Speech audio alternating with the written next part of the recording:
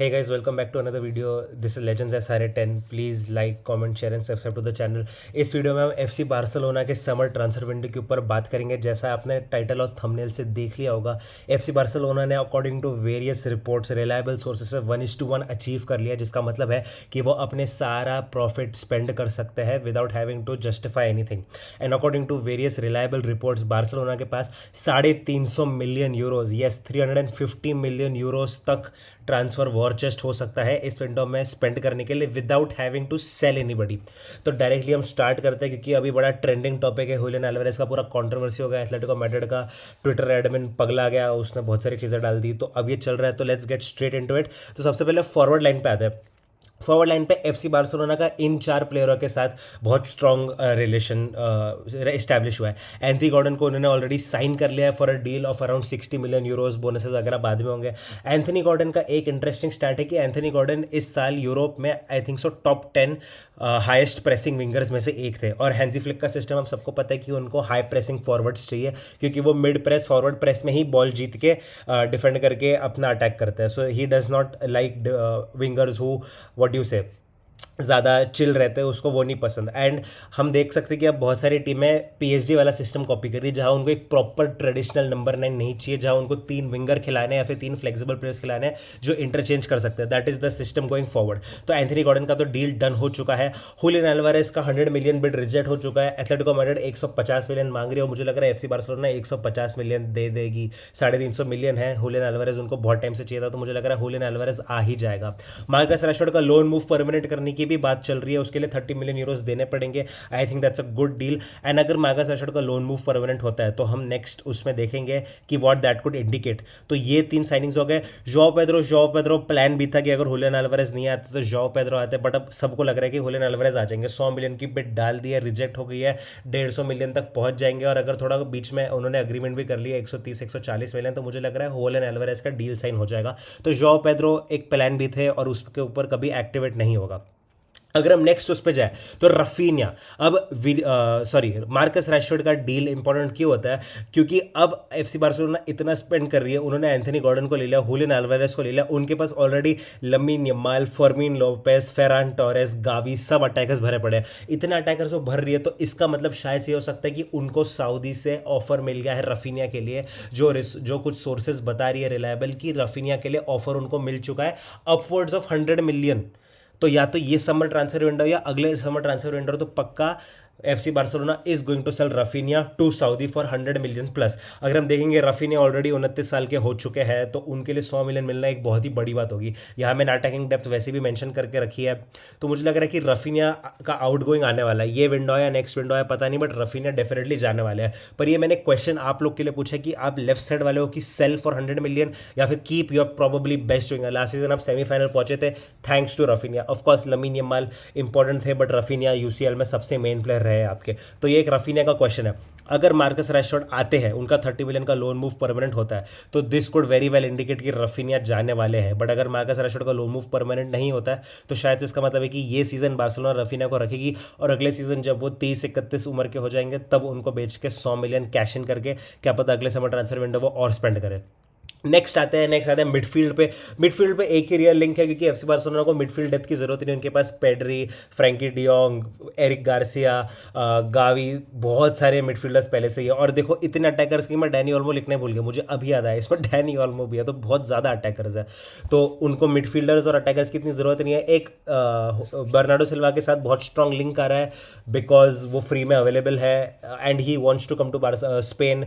उनका बार्सिलोना और Atletico Madrid के साथ कॉन्ट्रैक्ट टॉक्स चल रहा है, बट मोस्ट प्रॉब्ली वो बार्सिलोना नहीं आएंगे, क्योंकि उनको एफसी बार्सिलोना आना था। ऑफ द बेंच एक बर्नार्डो सिल्वा जैसे आदमी को लाना बहुत ही अच्छा है। इतने साल पेप गार्डियोला के अंडर खेला, tactically very versatile, tactically very educated, वो बहुत अच्छी तरीके से फ्लिक के सिस्टम को कॉम्प्लीमेंट करेंगे एंड ऑफ द बेंच बहुत अच्छी तरीके से सपोर्ट देंगे आपके midfielders Pedri and Frenkie de Jong को। तो ये बहुत अच्छी साइनिंग होगी फ्री के लिए, और इनके वेजेस भी ज़्यादा नहीं होंगे। I think he will come around 10 million euros per year, which is a good signing, not bad. थोड़ा उससे कम भी हो सकता है।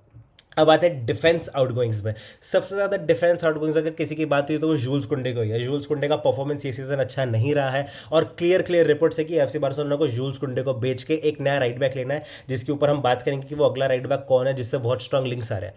अब जूल्स कुंडे को बेचने के लिए एस्टिमेटेड वैल्यू 50 मिलियन यूरोज के आसपास है। 65 तो मुझे नहीं मिलेंगे क्योंकि ये विंडो बहुत बुरी परफॉर्मेंसेस हुई है। अगर इनका वर्ल्ड कप बहुत अच्छा जाता है, क्योंकि फ्रांस के लिए स्टार्टिंग राइट बैक होने वाले जूल्स कुंडे, अगर इनका वर्ल्ड कप बहुत अच्छा जाता है, फ्रांस को ये फाइनल तक लेके जाते जीत जाते, तो शायद से एफसी बार्सिलोना इनको ज़्यादा में बेच पाए।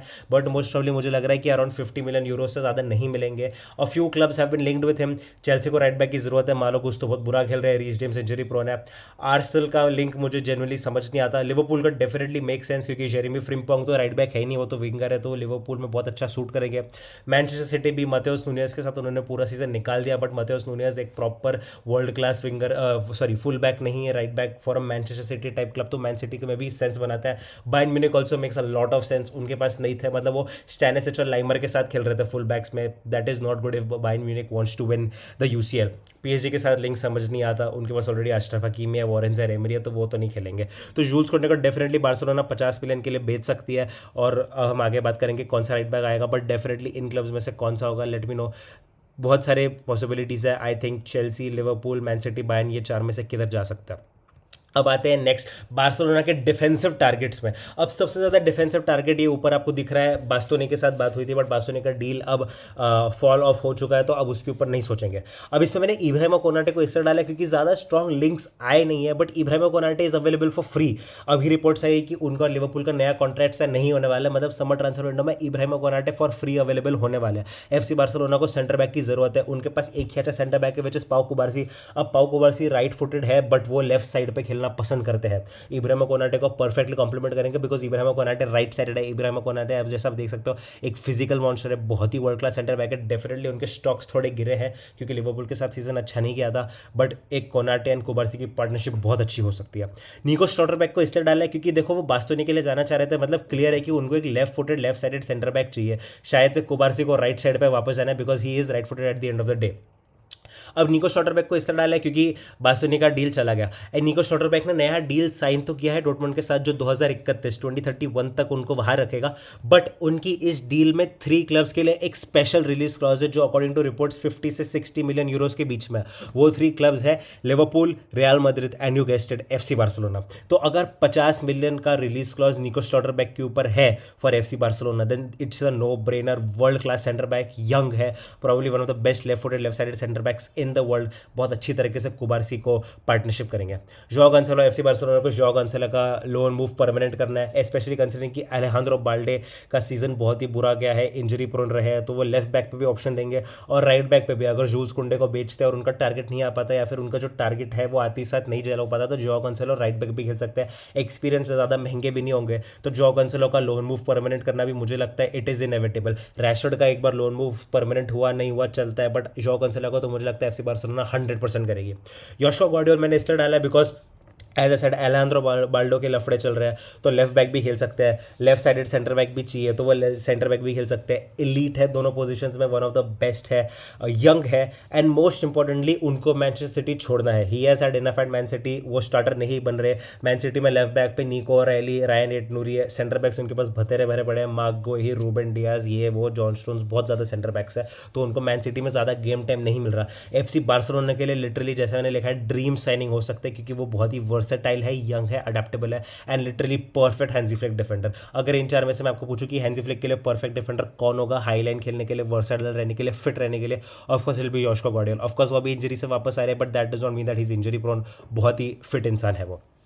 अब लास्ट पे आता है कि एफसी बार्सिलोना की स्क्वाड डेप्थ, अगर ये रियलिस्टिक साइनिंग्स, अगर ये 350 मिलियन एफसी बार्सिलोना एक्चुअल में प्रॉपर्ली स्पेंड कर दिया है, so just look at there squad depth. Striker position पे उनके पास हुलियन अल्वारेज होंगे, लेफ्ट विंग पे उनके पास एंथनी गॉर्डन होंगे, अगर मार्कस रैशफोर्ड का डील परमानेंट होता है तो उनके पास मार्कस रैशफोर्ड भी ऑप्शन होंगे of the bench. Right wing पे उनके पास लमीन यमाल और ये सीजन के top goal scorer Ferran Torres होंगे। अटैकिंग मिडफील्डर उनके पास रफीनिया होंगे, फर्मिन लोपेज होंगे, एंड एज ए साइड में डैनी ओल्मो को भूल ही गया, उनके पास डैनी ओल्मो भी होंगे। That is a stacked attack line अगर जोआ पेड्रो को नहीं भी लेते हैं। मिडफील्ड में उनके पास फ्रैंकी डियोंग और पेड्री स्टार्टर्स है। बैकअप में उनके पास बर्नार्डो सिल्वा होंगे, गावी होंगे, एरिक गार्सिया होंगे, मतलब that is the most stacked midfield I know. Right back पे उनका जो टारगेट था it is Denzel Dumfries. Denzel Dumfries से वो बहुत ज़्यादा लिंक्ड है। उनका Denzel Dumfries is the ideal replacement for Jules Kounde and Denzel Dumfries है भी। अगर हम विंग बैक्स की बात करें तो after Ashraf Hakimi best right wing back in the world Denzel Dumfries है, जो अटैक करते समय एक प्रॉपर विंगर लगते हैं, डिफेंड करते समय प्रॉपर सेंटर बैक है, फिजिकल है, फिट है, पेस है, हाई लाइन परफेक्ट खेल सकते हैं। तो डेंजल डम्फ्रीज का backup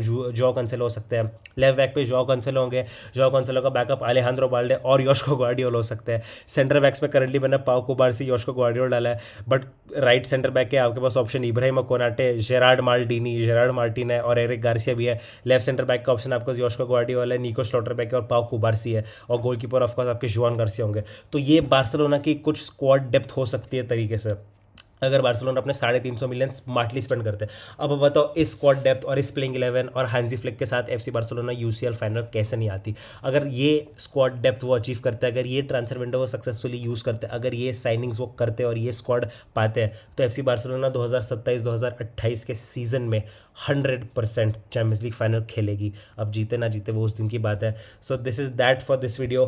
please like, comment, share and subscribe to the channel. अगर आपके कुछ थॉट्स है